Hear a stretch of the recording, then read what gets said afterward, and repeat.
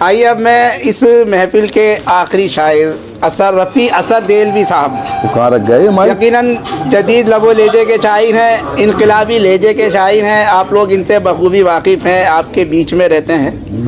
اور یہ مشاعرہ جو بھی پڑھتے ہیں، جہاں بھی پڑھتے ہیں مشاعرہ لوٹ کر جاتے ہیں۔ رفیع اسد دہلوی صاحب، بس ان میں ایک سردی سی آ گئی ہے، ایک عرصے سے کوئی پروگرام انہوں نے نہیں کرایا ہے، تو آج آپ ان کو اتنی داد دیں کہ یہ نہ میری بات تو پوری ہونے دو، یہ یہاں سے مشاعرے کا اعلان کر کے جائے، بات تو پوری ہونے دو یار۔ آپ کے روبرو بہت بہت شکریہ، خوبصورت نظامت، خوبصورت صدارت، خوبصورت محفل۔ حضرات گرامی، شاعری تو ہو چکی، آپ نے بہت اچھے اچھے کلام سنے اور ماشاءاللہ داد و تحسین بھی آپ نے خوب نوازا، داد و تحسین سے بھی شاعروں کی حوصلہ افزائی کی، آپ مبارکباد کے مستحق ہیں۔ میں تو صرف ایک خانہ پوری کر رہا ہوں، شاعری تو آپ نے سن لی ہے، بس فرض پورا کر رہا ہوں، دو چار شعر سنا کے، کیونکہ وقت بھی زیادہ ہو چکا ہے، کیونکہ ہمارے درد دہلوی صاحب نے شاعروں کے شاعر ہیں، استاد شاعر ہیں، 15-20 کتابیں ان کی منظر عام پر آ چکی ہیں، تو ان کی جتنی بھی تعریف کی جائے وہ کم ہے، اور یہ اس طرح کے چراغ، اردو کے چراغ،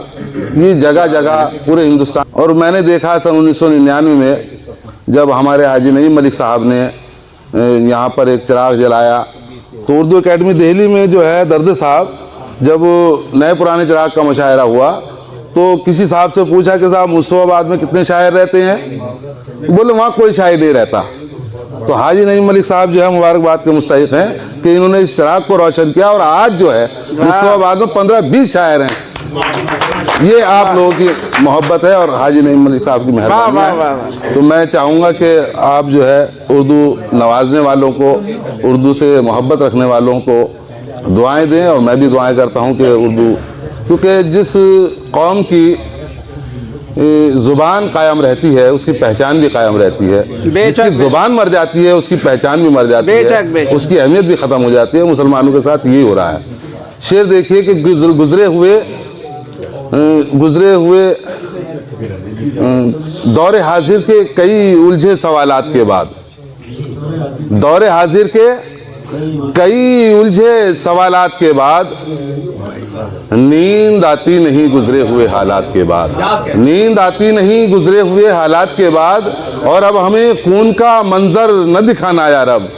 آنکھیں پتھا گئی ہیں اب کے فسادات کے بعد،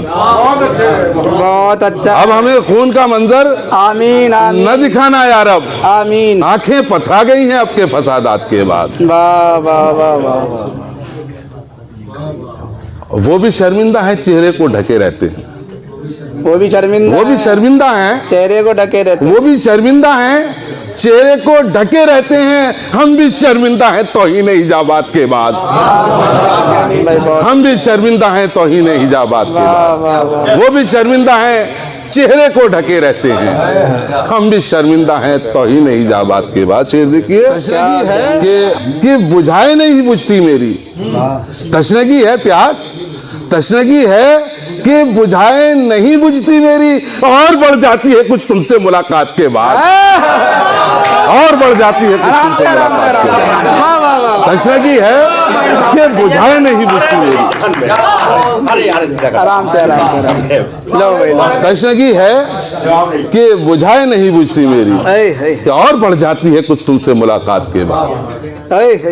اور کیا کہنے ایک مطلع اور ایک دو شعر اور دیکھیے کہ افسانہ ہے، کیونکہ یہ اردو کی محفل ہے تو میں چاہتا ہوں کہ تھوڑا سا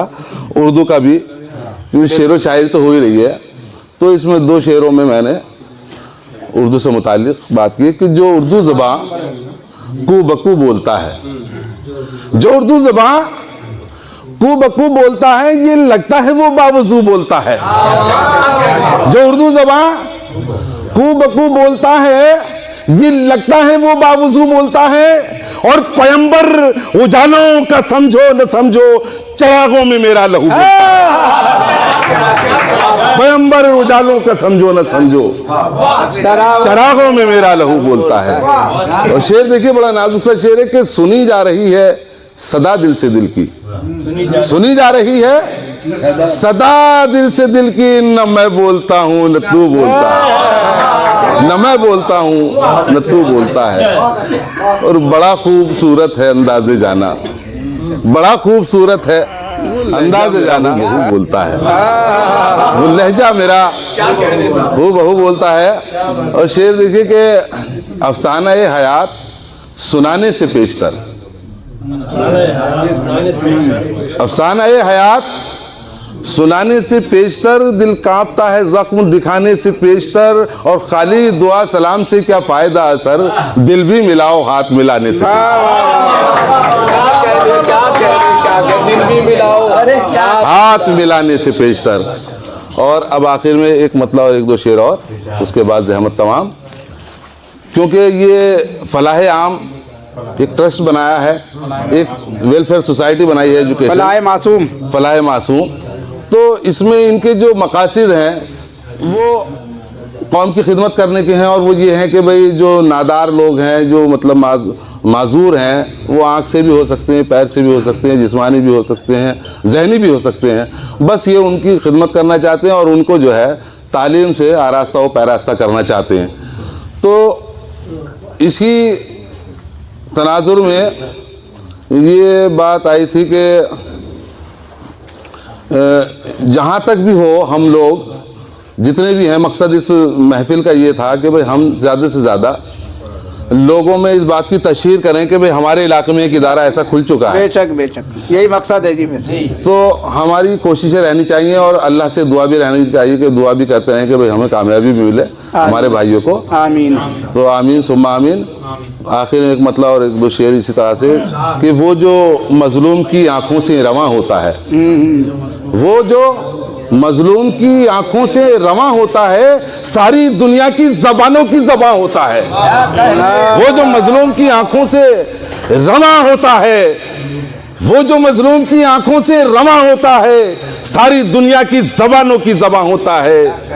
اور عشق جب دل کی پناہوں میں جمع ہوتا ہے، میرا دعویٰ ہے یہ آنکھوں سے بیاں ہوتا ہے، واہ واہ واہ واہ واہ واہ، میرا دعویٰ ہے یہ آنکھوں سے بیاں ہوتا ہے، اور شدت عشق میں بجھتے ہیں جو پروانوں کی، دیر تک ایسے چراغوں سے دھواں ہوتا ہے۔ کیا کہنے اور والا، آخری شعر کہ تم سمجھتے ہی نہیں آہو فغا کا مطلب، یا یوں کہہ لیجیے کہ ہم سمجھتے ہی نہیں آہو، کبھی آپ لوگ برا مان جائیں، ہم سمجھتے ہی نہیں آہو فغا کا مطلب، میں سمجھتا ہوں کہ آہوں میں دھواں ہوتا ہے۔ کیا کہنے، السلام علیکم۔ کیا بات ہے بھائی،